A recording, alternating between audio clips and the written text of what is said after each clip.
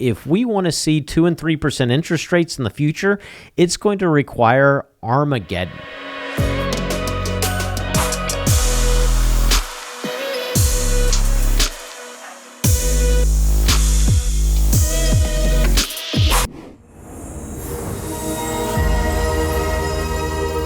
That's not a good scenario, and most people don't want to buy a 30-year mortgage during Armageddon.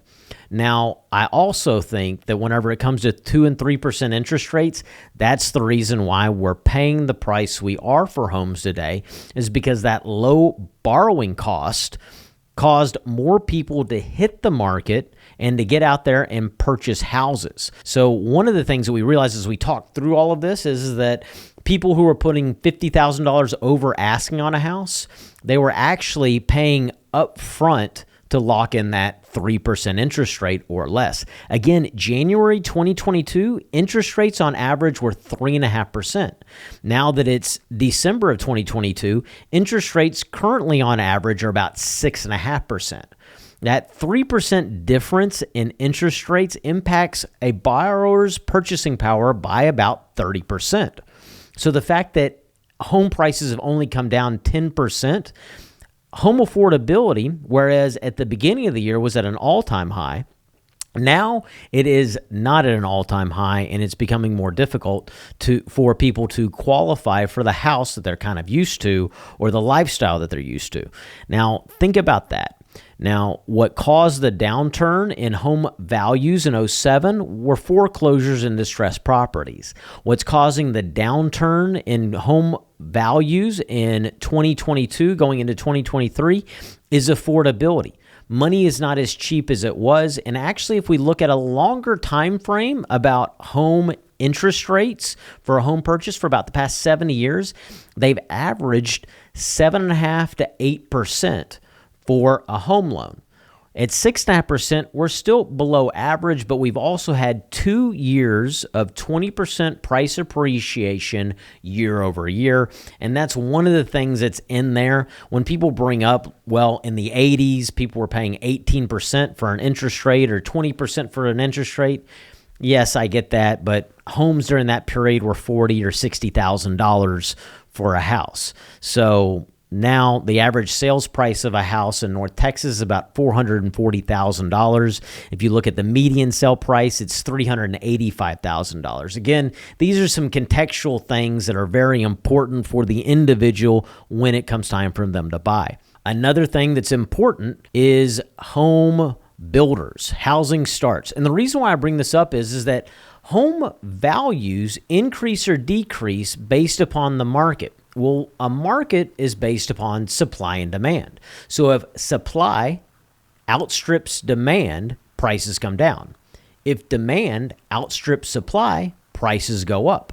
And the reason why we saw prices go up so much is because so many buyers could afford so much house at a 3% interest rate, and that has decreased about 30% now at a 6.5% interest rate. And so this is that movement. Now, whenever it came to home builders in 2005, home builders were building the most homes on recorded history. About 1.7 million homes were being built in 2005 in regard to home starts. The historical average for about the past 50 years has been about 1 million. So in 2010, we saw that home starts were around 500,000 home starts, down from that 1.7 million in 2005. So we've never gotten back to that trend. We had only gotten recently back to the average amount of homes being built. So if homeowners are not going to be selling, and if we're not currently seeing the number of foreclosures we saw in 2007, and if builders are still only building about the average amount of homes, the question that I have for those who say the market's going to crash and be destroyed is where is this inventory going to come from to cause home values to decline? The only thing that has caused home values to decline is the cost of money. Money has become more expensive, and so because of that, home prices have had to come down to adjust so that people could actually afford the home. That said, builders currently have a lot of inventory here in December of 2022. It's because they started building all of those homes when interest rates were at 2 and 3%. And because of that, builders have gone out and they purchased, or they're working with banks to do 3-2-1 buy downs, 2-1 buy downs. D.R. Horton, who builds about 90,000 homes in America a year, they've been purchasing a lot of money through their lender to offer discounts on interest rates in the 5s, and now they're actually offering interest rates in the high 4s. So this is what builders are working to do to make their homes more affordable to the buyer, meanwhile unwinding their inventory. But once that inventory is gone, well, they're going to adjust the level of starts that they have. And we've already seen that home builder starts are down 20%. So what's going to happen is that the pool of buyers has shrunk based upon interest rates, but the amount of homes builders had made and are having come online on the market is much bigger. And so prices on new construction have come down. Builders are offering closing cost incentives and interest rate buy downs to shrink that pool. Once they get it balanced out, all of those incentives, or the big incentives, are going to be gone. And so we're at a point where if you are considering purchasing and you do have the budget to be able to purchase new, that's where we've been finding the best part for our buyers. And that also is helping them get into a good position financially for their family. And then they don't have to worry about home repairs. They're going to have warranties. And so we can definitely discuss that more on a different video or in person if you want to book a call with us.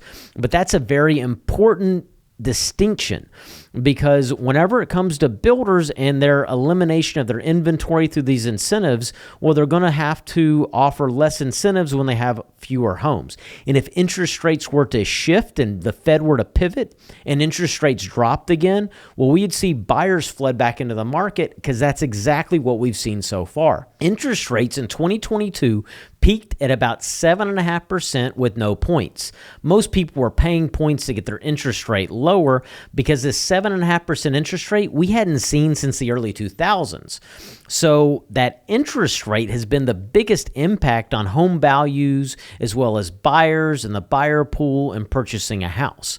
Now, in that same time period, if we were to look at what's happened with Apple stock has dropped 28% year to date. So from January 2022 to December 2022, Apple stock has dropped 28%.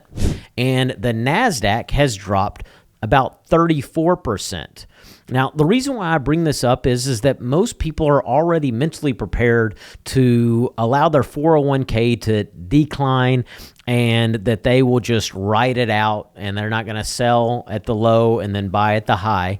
But why would you consider doing that with your home? Again, that 5 to 7 year time frame is going to be really important whenever it comes time to purchasing a house, because it allows you to weather these downturns whenever they come, and you're going to end up having the stability of home ownership in the meantime. The reason why I point that out is you can't live in your Apple stock. You can't live in the NASDAQ market, but you're always going to be paying rent or a mortgage. And so you get to choose how you pay that and what the stability is for you and your family.